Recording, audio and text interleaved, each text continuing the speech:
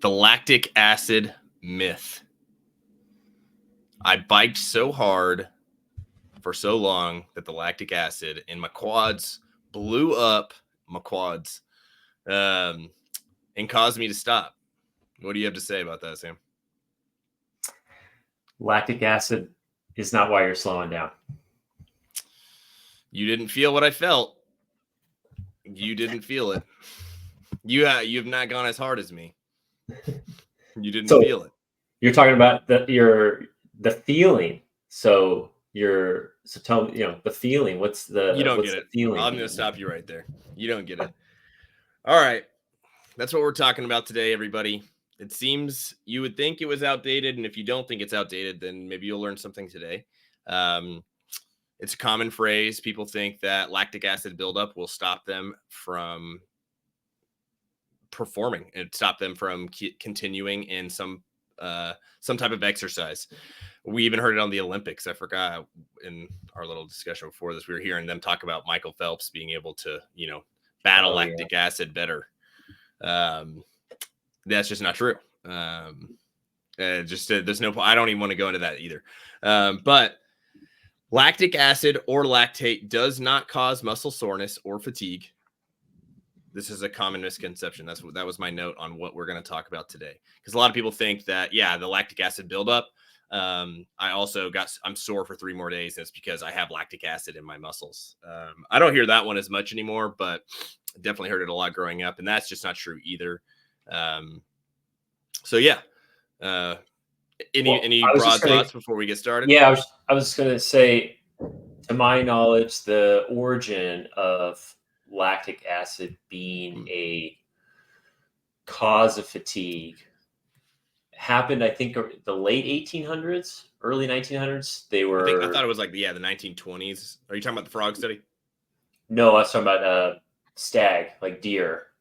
Oh yeah. So they chased deer that was shot, and then they were measuring in their blood high levels of lactate, and so they made the assumption, which at that time seemed logical. Well, they reached maximal fatigue, and they have the presence of this compound that's really in really high quantities. So this must be what caused the fatigue. And so that turned into lactic acid, like the acid caused the fatigue. And so then that has stayed around for over 100 years. Even though I would say, no, even 10 years ago when I was learning more about exercise physiology, like even people were talking about, that's not what's causing fatigue. And I think more people are talking about that now, but there's still a lot of people who reference it as a mechanism of fatigue or what's causing fatigue, which is not correct. And so today, the goal is to at least share some insight, some information, knowledge on what might be causing your fatigue, because there is no black and white answer, but give people a better sense of what might be happening internally when you perform work at varying degrees of intensity. Yeah, that reminded me of I don't know if you ever heard the story of Charles Poliquin talking about his favorite type of game meat, and it was deer he hunted. Like yak? No, yeah, that was up there. Yeah, it was a deer he hunted in like northern Canada that, I think he had to hunt from a helicopter or something, and the deer were extremely fast and lean, but when they were like, his explanation was something like when they ran after you shot them, they had such a high adrenaline rate, and they were running so hard, and they had such a store of glycogen and lactate in their muscles that the meat tasted sweeter. It was a pretty cool story, but Sounds I can't unhear it after whenever similar words like that are brought into the sentence. But yeah, I saw that study, and then also there was one in the 1920s where they electrocuted frogs to create fatigue and pain, and they saw a buildup of fatigue lactate in the frog legs, so they thought the same thing, instead of just maybe thinking that for some reason they're both there at the same time.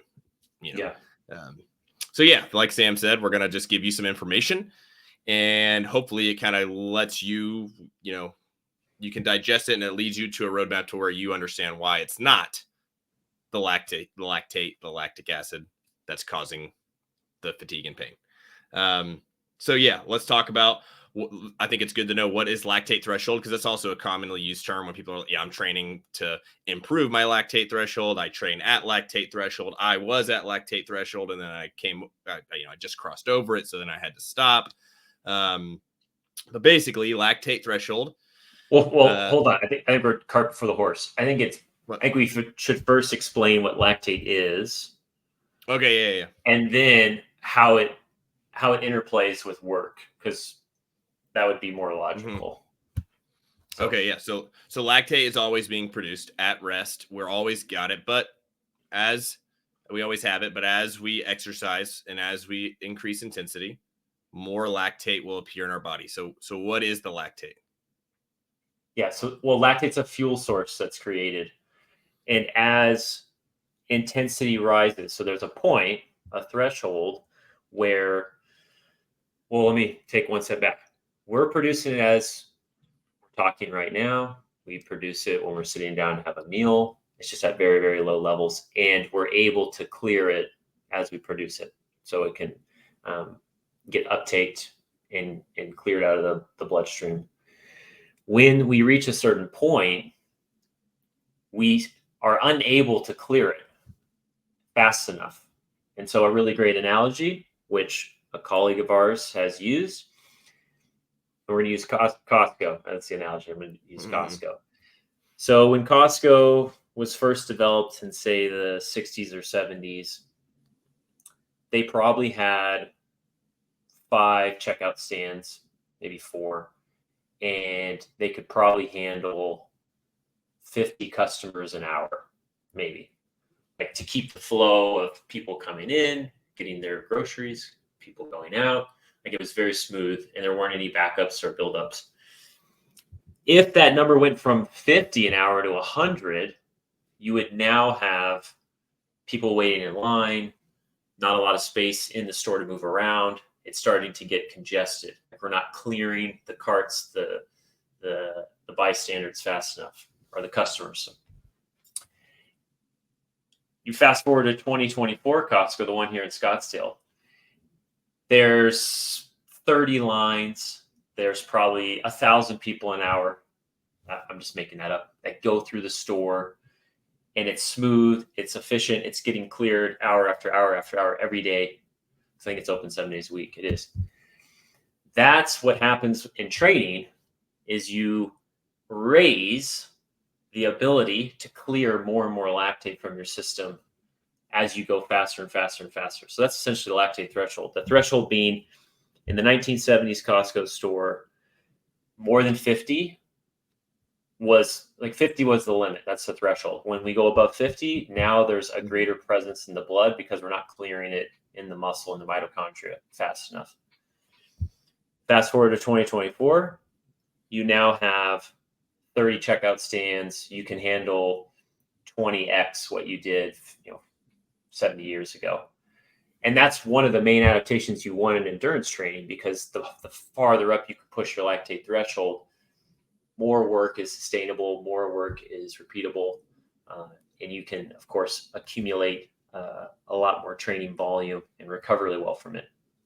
And this is something you actually see. You look at research, people who have cardiopulmonary issues, they get up off of the couch and they've already surpassed their lactate threshold. Or if they have to walk up the stairs, they're already above their lactate threshold. It's very demanding for them because it's so low. Like, they can only handle one customer at a time.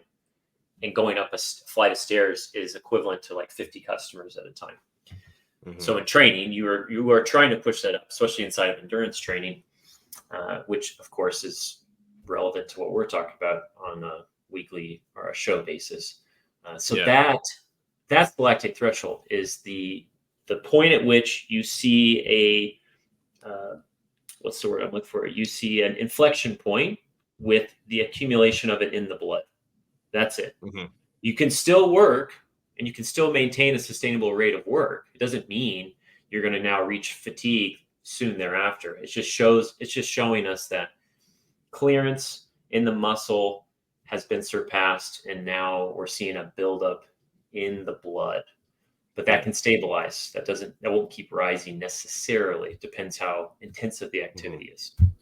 So then that activity becomes, at that pace, it does become limited. It just might be, a farther, like you said, if you're just above it, you might be able to do that for a couple hours. Well, a lot of people could do it longer, but you as an individual listening, you might be able to do that for a couple hours before, you had to stop.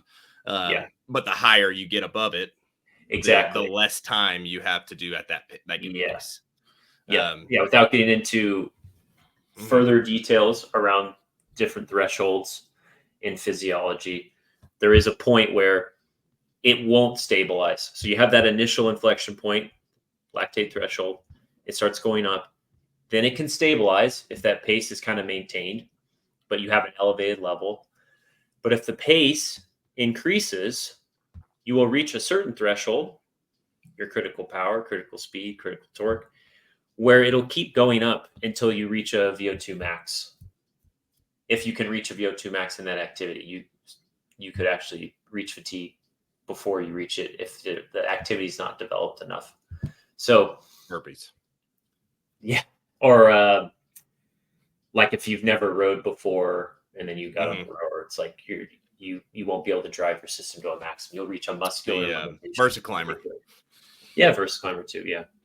So that's lactate. It is an energy. It's a fuel source. So that's of course an adaptation training. As we push up that lactate threshold, our body is becoming more efficient at clearing it and using it as a fuel source. Think back to the Costco analogy. We want to be able to handle 1,000 customers an hour. That's like the goal that we're going after. Yeah. So the people are the lactate, the customers. Yeah. Your body is your mitochondria are the cashiers. Yep. And the cashiers bringing people mitochondria. So basically, like at rest, you might just have 5 people flowing through every, like you said, and then when you start working out, more people start flowing through, and you can get the idea. If you can't get people out of line quick enough, the lines start accumulating. You got all this lactate, and then Costco has to close. You got to stop. Yeah, that's not good. All right. No, it's not. That's not good customer service. So you got to start training, and then you'll have better customer service. We could probably present this to Chick-fil-A. They're big on customer service. All right, so lactate's always being produced. It raises as we exercise, and as intensity increases, the rate of it increases. The rate of the rate of which it's accumulated increases. Yeah. So, but it's not linear. So like there's certain points where it jumps, and then it can stabilize, and then it can jump. But if it jumps again, it's probably not stabilizing unless you stop. So the lactate threshold, that first point, when you pass it, the amount in the blood, it jumps. Yeah. But again, if you held that pace, it'll stabilize. But if you go a little faster, if you pass a certain point, which I mentioned was critical power, critical speed, critical torque, it'll jump again, and now it will not stabilize. It'll keep going.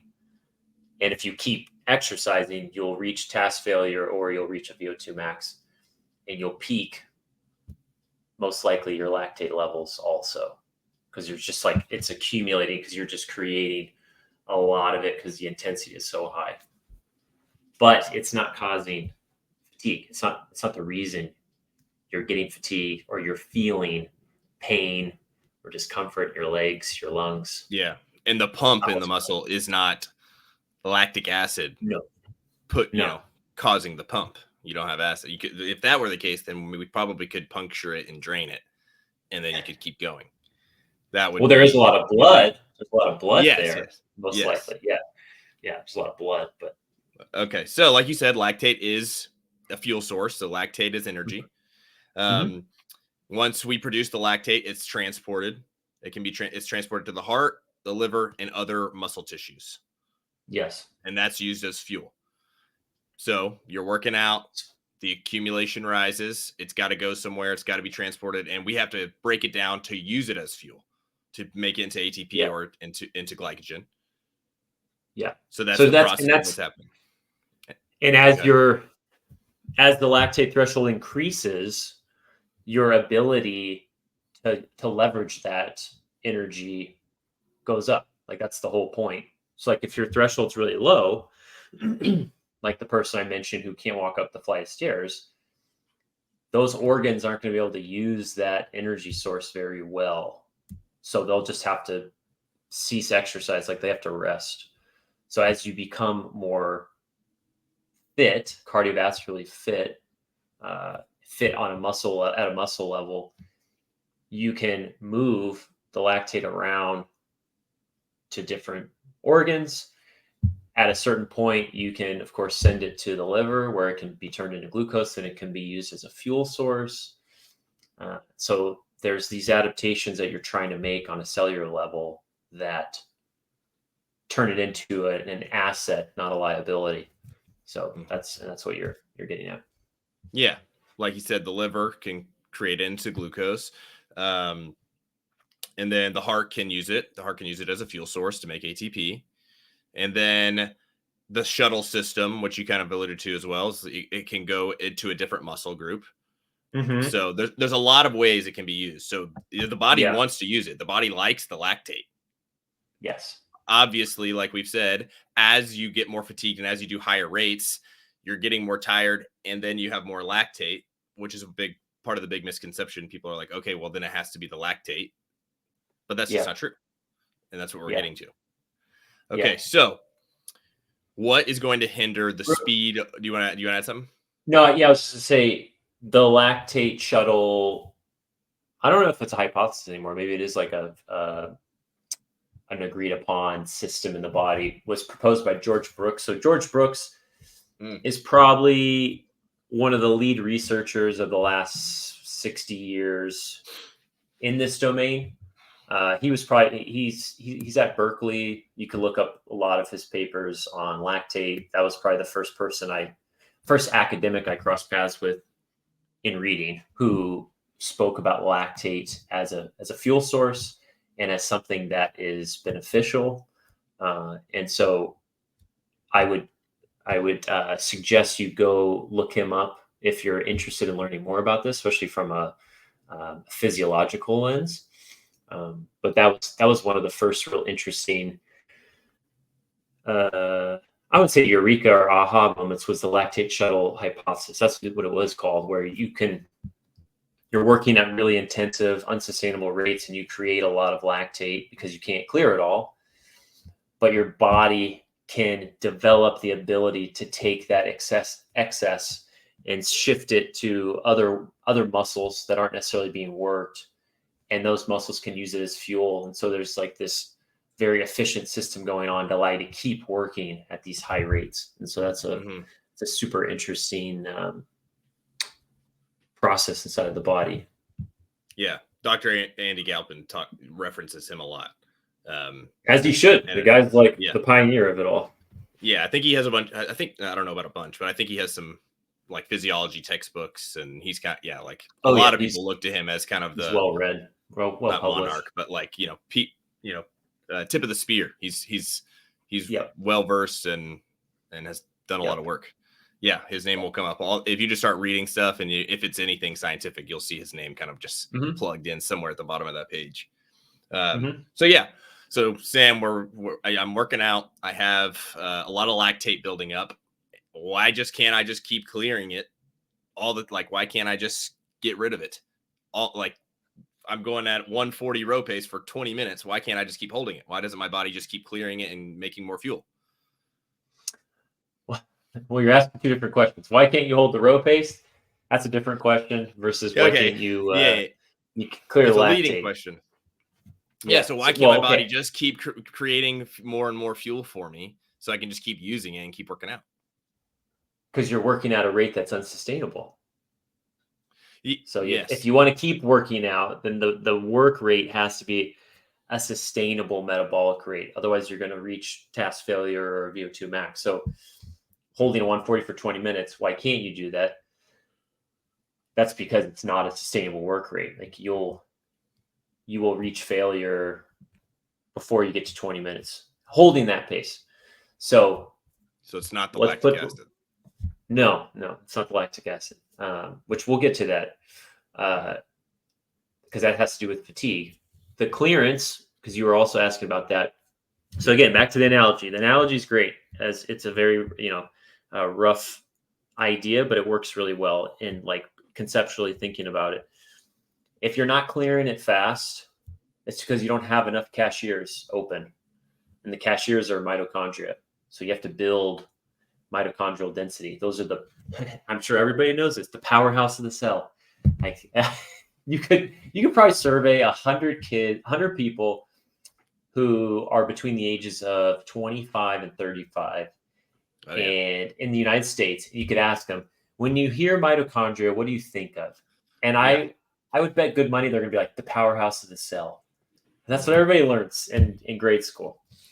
But it's good because it's true. Like those guys they're responsible for they're the powerhouse ATP of the creation. cell. They're the powerhouse of the cell. So they're going to be responsible for clearing that before you reach that threshold. When you start reaching that threshold, you're outstripping how quickly you have too many people and too few cash registers. So that's a problem. So that's why in training you work on developing more and more cash registers so you can take on more customers. So that your mitochondrial density becomes the rate limiter. That's essentially what's going on.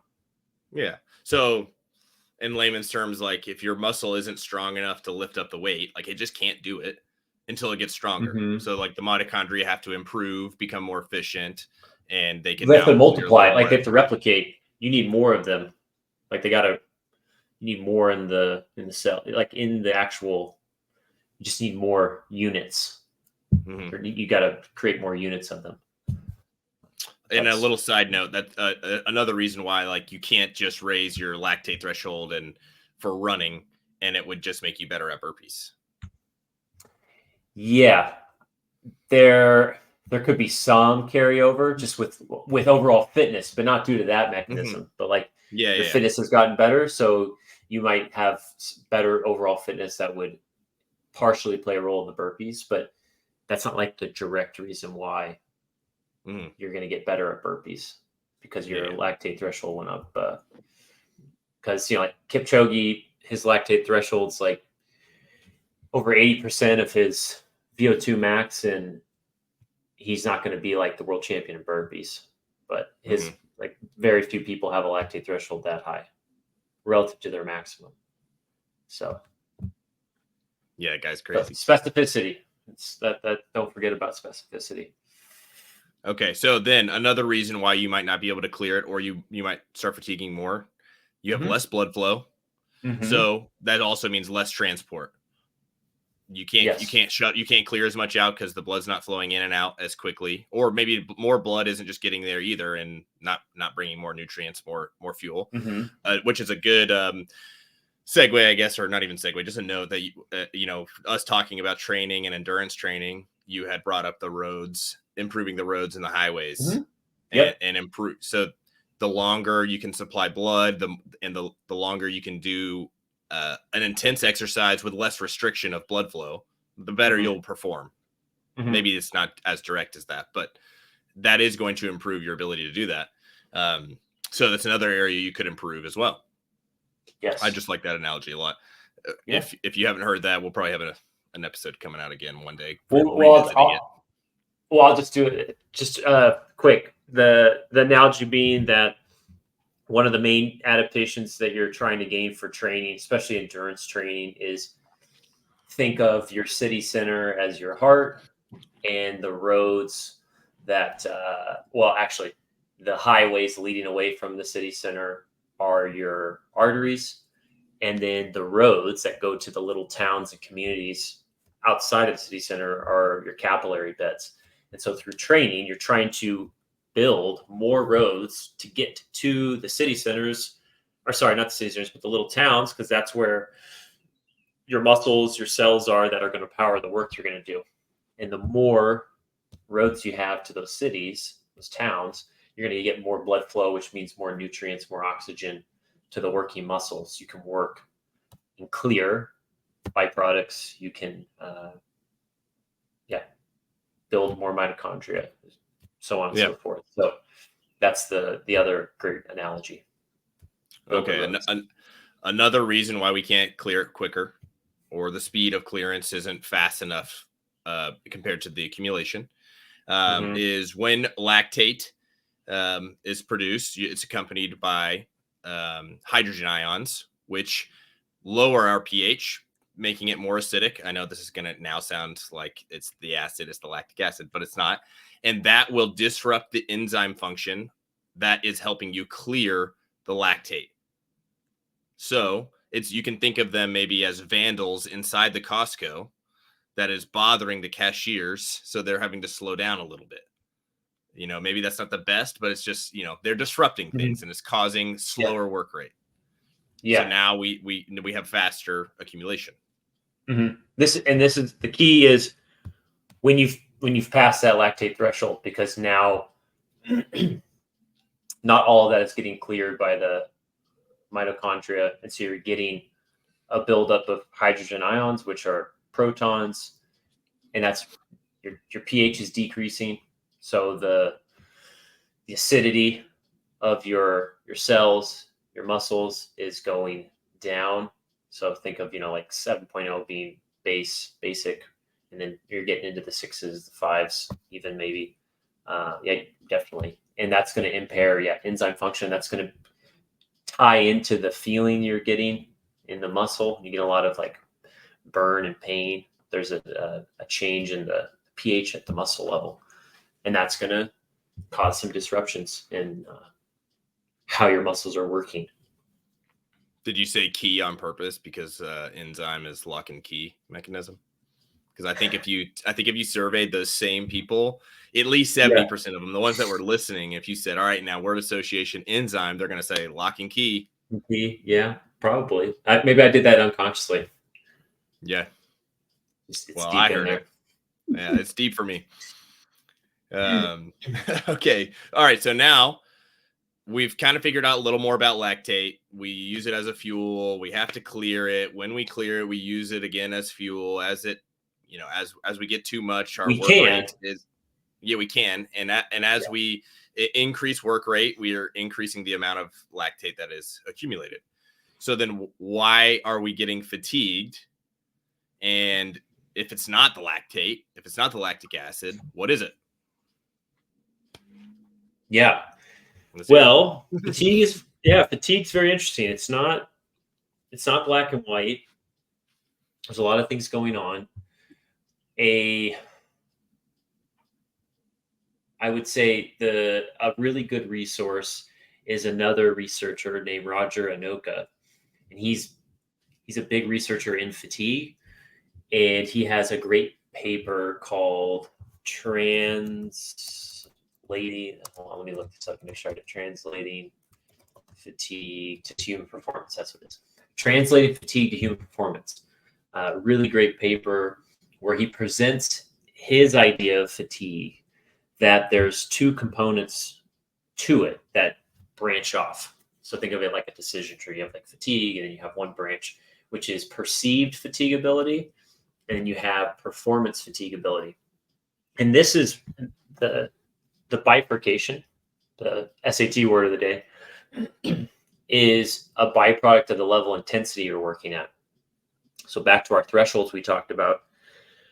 When you're working around your lactate threshold or slightly above it, most of the fatigue you experience is perceived fatigue, which breaks down into disruptions in homeostasis. So blood glucose, core temperature, hydration, metabolites, oxygenation, and also psychological state. So motivation, arousal, pain, mood.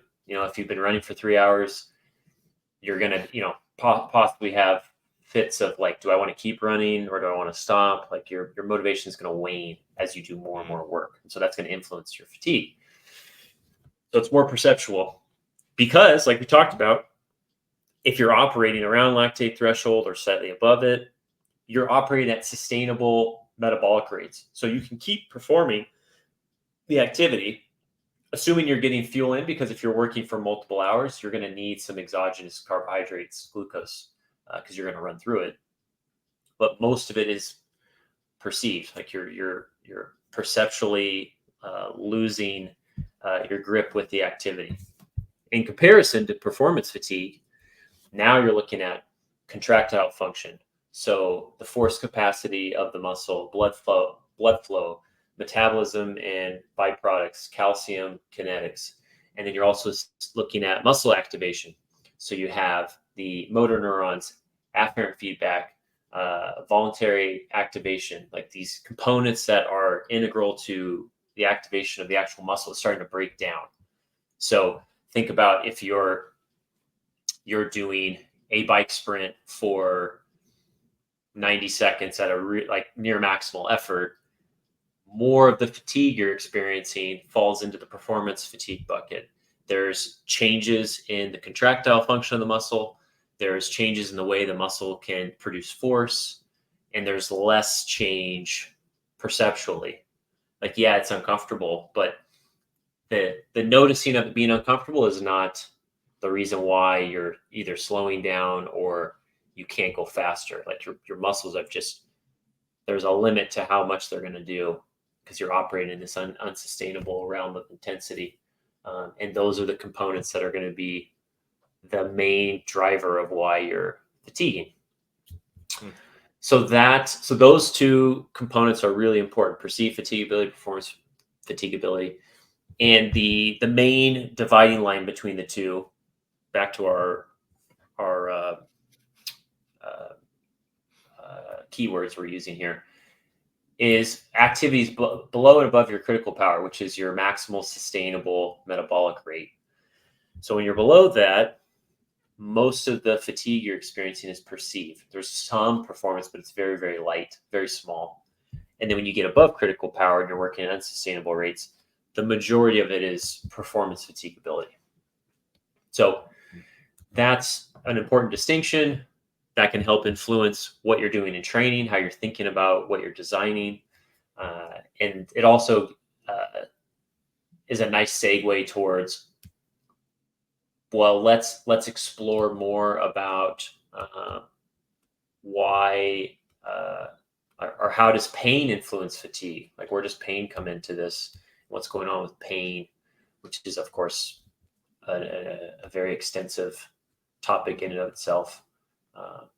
So that's pretty much in short like what's causing. That's in short what's causing fatigue are those two components, and then based upon the activity, what level of intensity it is for you will influence whether or not it's more of a perceptual fatigue or a performance-based fatigue. Yeah, and the pain it's very different for so many people, and that's why it's a more complex topic than just saying, well, it's pain. And then we were discussing earlier the fuel as well, which can really affect everything you just said as well. If you are low on fuel, your motivation can really drop because your perception is now higher. You feel like it's harder. And if you are, if you're extremely motivated and you have fuel and you drained it all and you just were still trying to go and you had low pain, then you have no more fuel and then there's fatigue. Yeah. Well, I mean, there would still be fatigue, but you would probably reach a point of like where you bonk, where like your muscle, like you're just shutting down because you just have no fuel. You've drained all of your glucose stores in the muscles, and you don't have enough coming in, and then you become fat. The muscles aren't working, and then you can use all your fat. You'll literally burn body fat in real time. That's if the pace is slow enough. That's the key. So the fuel utilization is dependent upon the intensity. So like if you burn through all of your glucose, which means you're probably operating above your lactate threshold not too quickly, but more aggressively than you would if you're below it, then you predispose yourself to potentially bonking, where you see that in marathons, even maybe some half marathons, but not as much, not as often. So that's why the pace, the intensity of the activity is going to influence how your body's responding to the work and what components are at play with how it's using fuel, how it's performing the work, whether or not the work's sustainable. And so lactate is a resource amongst all these many ones. And one of the goals in training is that you are becoming more capable at using and clearing it, so it can be a supporter of your endeavors as opposed to a detractor. And that's why lactic acid is not the cause of your fatigue. When you were on a roll there, I was trying to hold it together because I realized you changed your subheading to Steward of Science. Yeah. I just looked down. I was like, that doesn't even say founder of games. I saw the word steward and I was like, wait, what? I didn't want to disrupt. That was our mission today. Yeah. Be stewards of science. And hopefully it worked. Hopefully, if not anything, you can probably just look up the people Sam referenced, which was Anoka, the ones that are way more knowledgeable on these things to me. And you can just read Enoka, Roger Enoka, Translating Fatigue to Human Performance. That's his main paper. George Brooks, I'll look right now. Garth Brooks' older brother. So there's one paper, Lactate in Contemporary Biology, A Phoenix Risen is the subtitle, which is I haven't read that one a bit, but I think it was I think he was like reflecting back on how lactate has changed over the last couple decades. So that's a really good one. Then the Science and Translation of Lactate Shuttle Theory. That was over almost 10 years ago. That's a really big one. So just type in George Brooks and you'll find plenty of good papers. Yeah. Yeah. And there's science is changing all the time. Research is happening all the time. Not everyone has all the answers. If we were still doing what we were doing even 10 years ago, some people would be like, that's crazy if you were still doing that today. And especially in a sport like CrossFit or High Rocks, things that are extremely new, you need to utilize research in a way to help you improve your practice. It doesn't mean that you can only just do these, like research says this, I have to do this, because there's been plenty of pioneers in sport and fitness and in training that decided they did something and it worked really well and they kept repeating it and trying it and changing it. Charles Poliquin for one. And then later on, research ends up proving it correct. So you can't just knock someone who's like, I'm all research, and then the same person or the opposite person that says like, oh, this is ridiculous, research doesn't work, they're way behind. You have to have some type of blend if you want to be good. And if you're well-versed in both, you'll probably be able to create better prescriptions for your clients or maybe yourself, and just have a better understanding of what you're doing and how you're improving. So read a little bit from both sides, make some educated decisions. And the better you can understand it, which is hard, you've got to find other coaches like myself. I've got Coach Sam. I've got now Michael's. He teaching me teaching me a lot. I'm learning a little bit. It helps me upgrade my coaching, and the more I can do that yearly, and the more I can accumulate, the better I can understand it. The better I can create a better program for my clients. So that's what we're trying to do here. We're trying to help you guys out a little bit. Hopefully, it wasn't too long. Any closing thoughts for the lactic acid fans out there? Yeah, stop saying it. Yeah, no more. It's a trigger word. It's okay if you say it. It's a trigger word. Just not around here. No. It's okay if you want to say it around here. You just got to ask us some questions about it, and maybe we can help you. Maybe we can lead you in the right direction. But thank you everyone for listening. We hope to get some comments and some questions from this. You can message us. Maybe someone who believes in lactic acid will clip this video and roast us or something. That'd be fun. But thanks again for listening. We appreciate the time, and we'll see you guys next week.